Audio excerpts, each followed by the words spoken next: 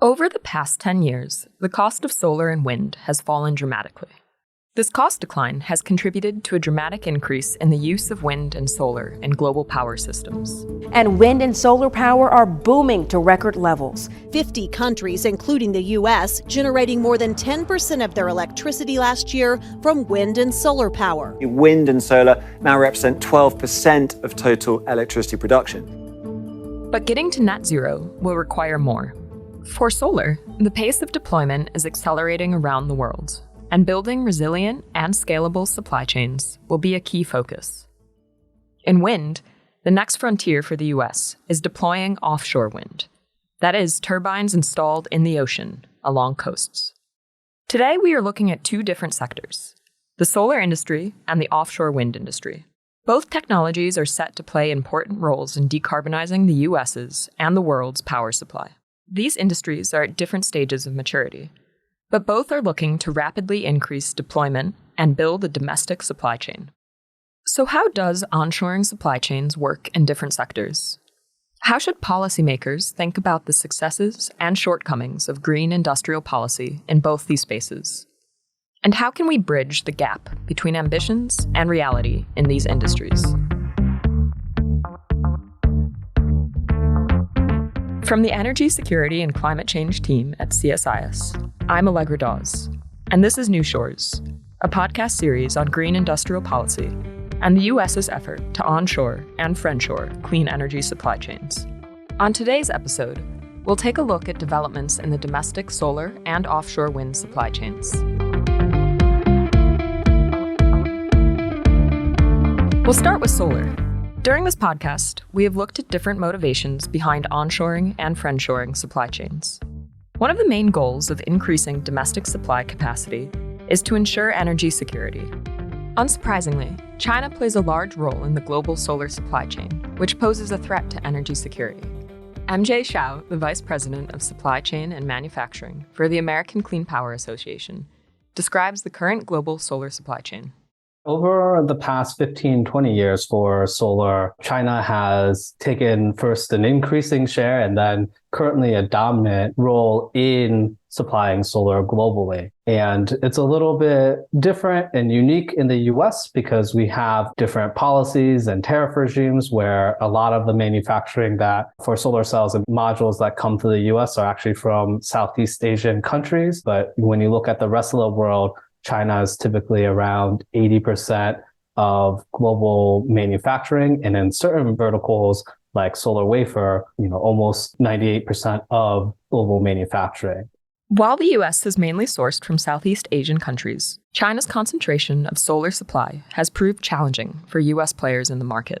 Supply chain constraints have at times limited the pace of deploying solar energy in the US. Scott Moskowitz, the Director of Strategy and Market Intelligence at QCells, one of the world's largest clean energy companies, explains. We've seen in the last 3 years in particular, during the COVID pandemic, but even before that, due to some of the trade disputes, that the US has not controlled the pace in which it installs solar energy in the United States, in spite of really strong demand in a market that really wants to do that. The country has been too dependent on imported products that have been subject to supply shocks.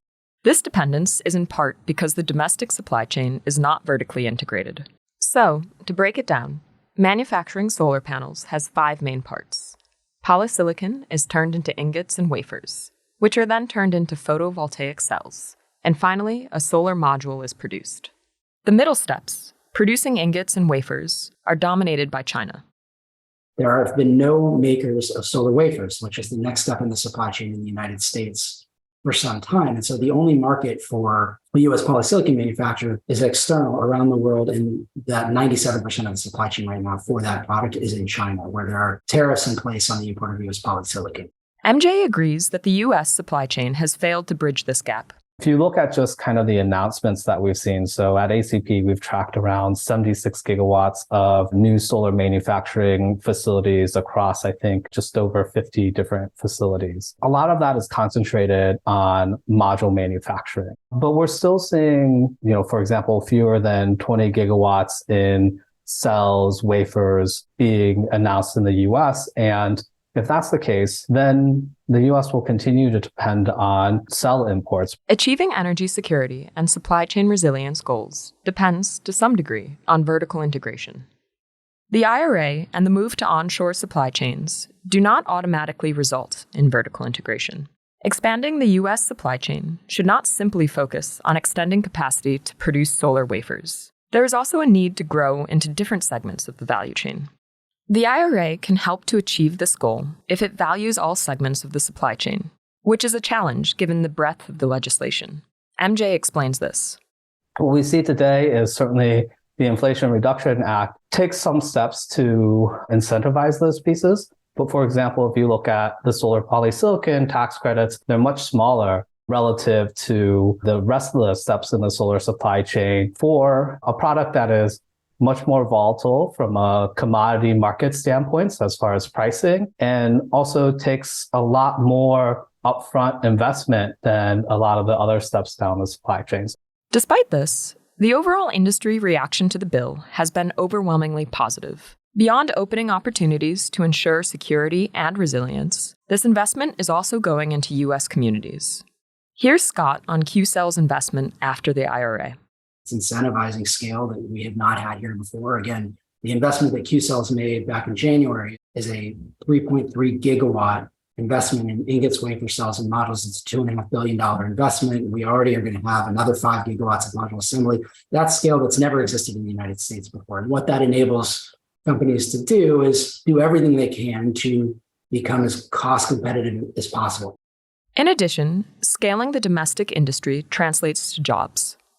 Remember the Biden administration's strategy for green industrial policy to catalyze economic development? In solar, that strategy seems to be working. QCells were hiring 3,000 additional people in Georgia over the next 2 years to scale up from the about 1,000 that we already have. That is a huge amount of people to hire in an economy in which the unemployment rate in Northwest Georgia, where our factories are, is 3.5%. But even with the IRA tax credits and the economic benefits, it's unreasonable to assume that the U.S. can or should produce every component of the solar industry. Building trading partnerships with friends will still be important, just like with batteries.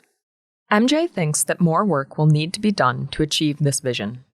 I think what happens is that there's often tension with some of those countries that we want stuff to be built in from the perspective of, I think about when the IRA was passed and how many EU policymakers suddenly looked at that as a threat and not an opportunity to collaborate. But that being said, we are seeing some encouraging signs where some countries have taken the IRA as like sort of inspiration, where, Canada has its own version of tax credit policy for clean energy now, where could be helpful to building clean energy supply in North America as well. Developing mechanisms to build international support will be important for the global deployment of solar.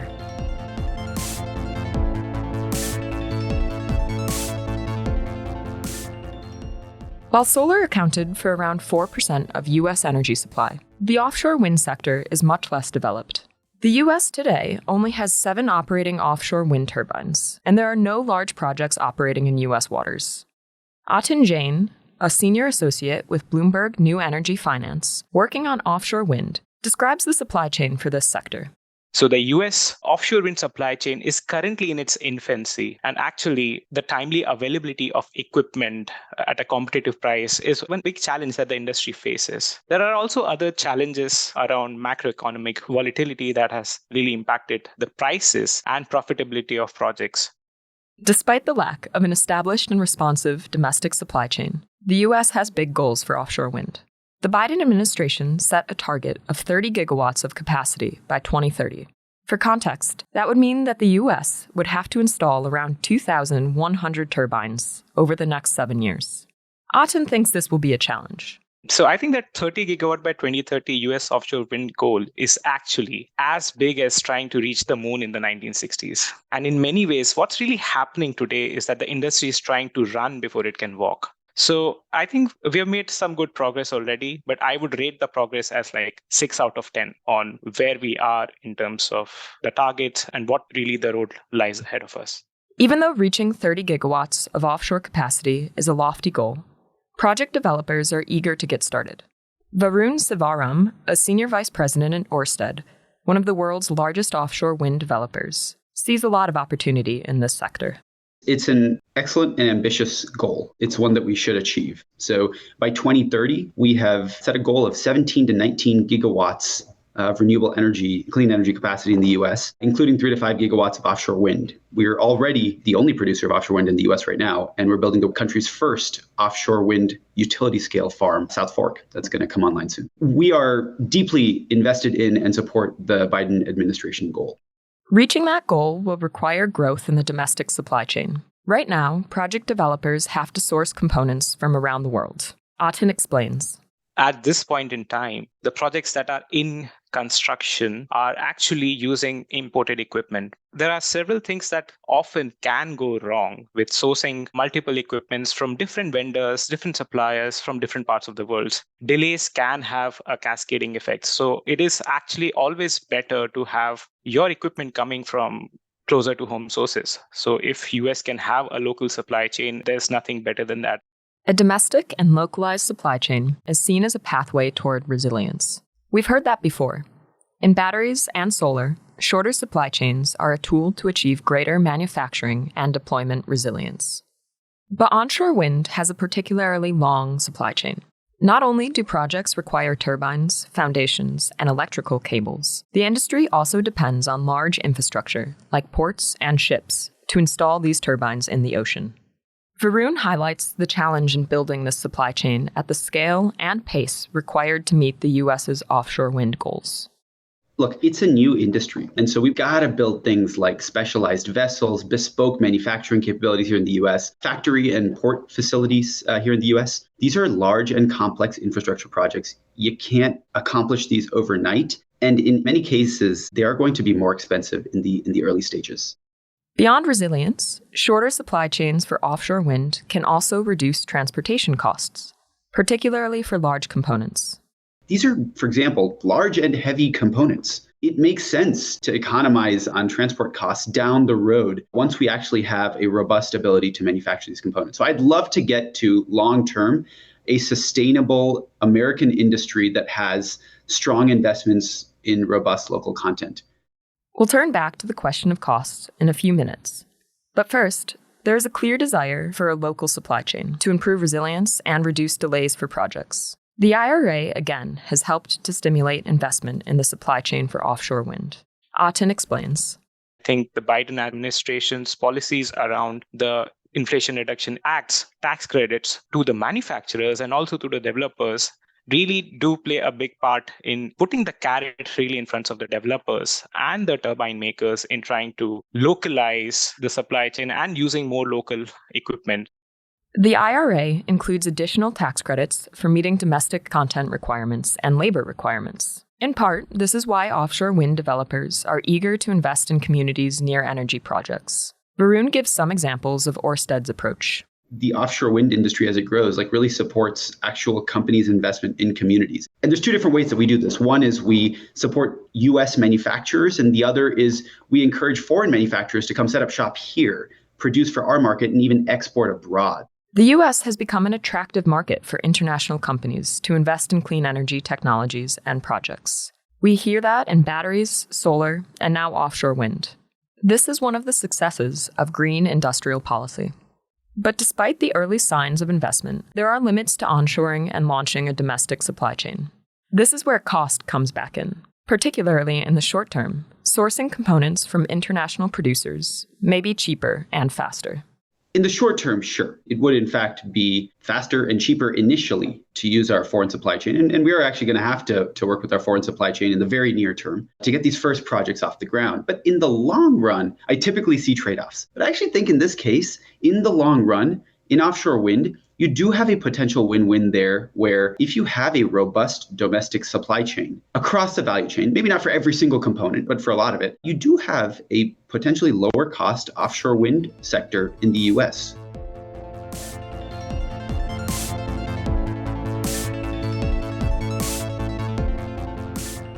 The cost of onshoring and friendshoring is one of the major questions facing this green industrial policy experiment.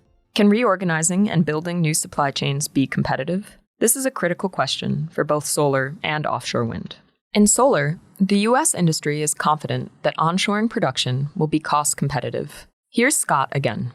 Solar is now among the most cost-effective forms of energy that exist. In many places where it's cheap to install solar and there's really strong sunshine all the time, solar is the cheapest form of energy that has ever existed. And so there really isn't necessarily a trade-off in terms of if this stuff is manufactured in the US, does that make it too expensive? Scott sees the effort to onshore the solar supply chain as a question of energy security. The subsidies for this sector are less focused on supporting a new industry that is not yet competitive. They are focused on diversifying supply away from China. And so that's why this is really an energy security issue. We've reached this point in our industry's history where solar is cost effective. No matter where it's made at a general price range, it's going to be competitive with natural gas, it's going to be competitive with wind, it's going to be competitive with nuclear, hydropower, every other major form of energy. For offshore wind, managing costs is more harrowing. Rising costs and increased interest rates are beginning to have serious impacts on the developing industry. The Federal Reserve announcing its decision on interest rates now. The Fed will raise rates by 0.25%. And labor shortages, extreme weather, shipping delays, supply chain disruptions weighing on people across the country. Varun explains some of the financing and inflation challenges facing projects. You've seen an unprecedented pace and speed of interest rate increases, levels now not seen for more than 20 years, more than 5% increase in just the last couple of years. And that strongly affects the cost of capital of building these capital-intensive offshore wind projects. Beyond that, you've had high inflation recently and supply chain challenges. And so that increases the input costs that go into building an offshore wind farm.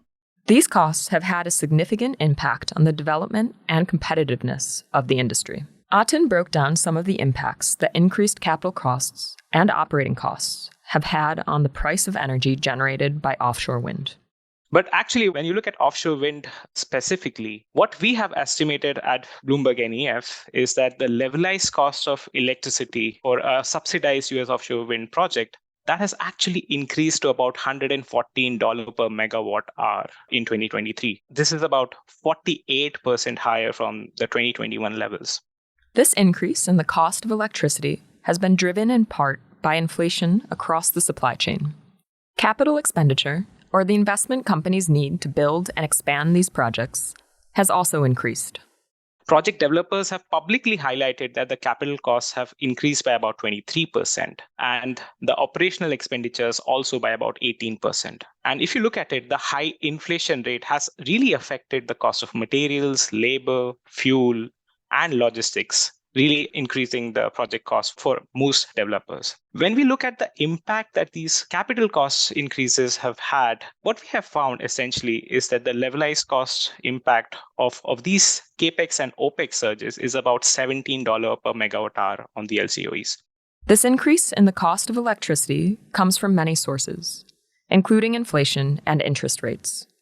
We've talked a lot about the tax incentives for clean energy included in the IRA during this podcast series. So how much do these subsidies do to offset the risk of cost increases? Now, we assume that developers previously were qualifying for about 30% investment tax credit, and now actually they can qualify for about 40% investment tax credit with some bonus tax credits. So these tax credits actually shave off about $7 per megawatt hour from the LCOEs. And then the final number actually is about $114. That's still a significant cost increase. Many project developers in the US are looking to renegotiate their contracts to ensure that their projects remain economically viable. Yeah, so I think what we have seen is that about 9.7 gigawatts of US offshore wind projects across 4 states, that is New York, Massachusetts, New Jersey, and Connecticut, either already looking to renegotiate or cancel their offtake agreements. This 9.7 gigawatt number is actually like a massive number already, considering that there is about 17.8 gigawatt of capacity that was contracted by these states in total. Getting these initial projects off the ground, or more accurately, into the sea, will be essential for the growth and trajectory of this industry. There is no easy fix to some of the cost headwinds plaguing the industry. However, building strong relationships between government and companies can help. Varun explains. I believe that a few factors are going to get us there. I think we have this extraordinarily productive set of interactions with state and federal policymakers. I think they understand the challenges of getting offshore wind in particular permitted and deployed as fast as possible. I'm also optimistic because I really believe that we're starting to see the benefits economically and politically of this American supply chain starting to emerge. Atin also highlights the need for close collaboration between industry and government, and the need to evaluate individual projects' challenges. So I think every project is at a different stage of development. And really what needs to happen is looking at it on a case-to-case basis, and like the government really working with the developers in making sure they understand the specific nature of challenges some of these projects face and working out a solution jointly. For both sectors, investing in a domestic supply chain is seen as a pathway to ensure the US's role as a leader in the technologies. For solar, MJ explains. If the US wants to continue to remain a dominant player, we have to not only be good at deploying the technology, but we also have to be good at supplying the technology and actually developing the technology itself, which is why it's so important to bring these supply chains back to the US, because that's where the innovation happens. Likewise, Atin believes that the US can become a leader in offshore wind. I think in many ways, offshore wind industry is not really different industry than many of the other clean energy technologies industries. But I would want to leave you with one thought, that the US actually is a world leader in many different areas. And I can't really think of any reason why it can't be a world leader in offshore wind. While there are pronounced differences in the maturity of each industry in the US market and the cost pressures project developers face, there are some similarities as well. For one, a domestic supply chain is seen as the pathway to enable deployment. These industries also raise important questions surrounding the vertical integration of supply chains and the sequencing of supply chain build-out and deployment. In solar, the absence in wafer manufacturing left the upstream and downstream segments of the industry susceptible to disruptions and delays. In offshore wind, the challenge of building a brand new supply chain while also meeting ambitious deployment goals has contributed to cost increases and widespread project development challenges. Next time on New Shores, we'll see how onshoring and friendshoring is disrupting traditional patterns and assumptions of international trade, and where this policy experiment may lead.